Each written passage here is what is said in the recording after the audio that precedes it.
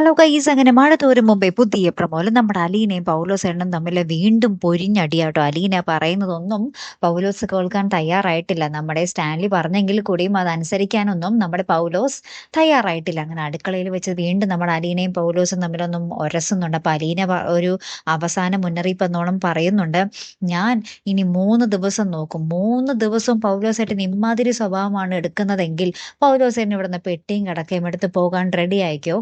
പിന്നീട് ഞാൻ ഒറ്റ വാക്കേ പറയൂ, ഗെറ്റ് ഔട്ട്, അതായിരിക്കും എന്നും പറഞ്ഞ് അലീന പോകുന്നുണ്ട്. പിന്നെ നമ്മുടെ പൗലോസും പണിക്കൊക്കെ ആയിട്ട് നമ്മുടെ അലീനയെ തുരത്താനുള്ള ആൾക്കാരെ പറ്റി ആലോചിക്കുന്നുണ്ട്. അപ്പൊ അതിനിടയിൽ നമ്മുടെ അലീന ഇവരുടെ ചർച്ച കണ്ടിട്ടും കേട്ടിട്ടും അലീന അവരുടെ അരികിലേക്കൊക്കെ വരുന്നൊരു ദൃശ്യങ്ങളാണ് നമുക്ക് കാണുവാൻ സാധിക്കുന്നത്. അപ്പൊ സ്റ്റാൻലി അപ്പുറത്ത് പറയുന്നുണ്ട്, പ്രശ്നം ഉണ്ടാക്കാൻ എളുപ്പമാണ്, പക്ഷെ അത് പരിഹരിക്കാൻ എങ്ങനെ സാധിക്കും എന്നുള്ളത് ചിന്തിക്കുന്നുണ്ടോ എന്നൊക്കെ നമ്മുടെ എന്താ പറയാ അച്ഛൻ മകളോട് പറയുന്നുണ്ട്.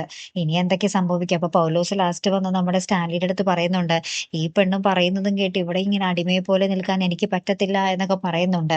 അപ്പൊ പ്രശ്നങ്ങളാകെ വഷളായിക്കൊണ്ടിരിക്കുകയാണ്. നമ്മുടെ അലീനയെ അവരെന്തെങ്കിലും അപകടപ്പെടുത്തുമോ എന്നുള്ളതാണ് അടുത്ത ചോദ്യം, അല്ലെ? കാത്തിരിക്കാട്ടോ. അപ്പൊ അടുത്തൊരു വീഡിയോയുമായി വരുന്നത് വരയ്ക്കും ഗുഡ് ബൈ.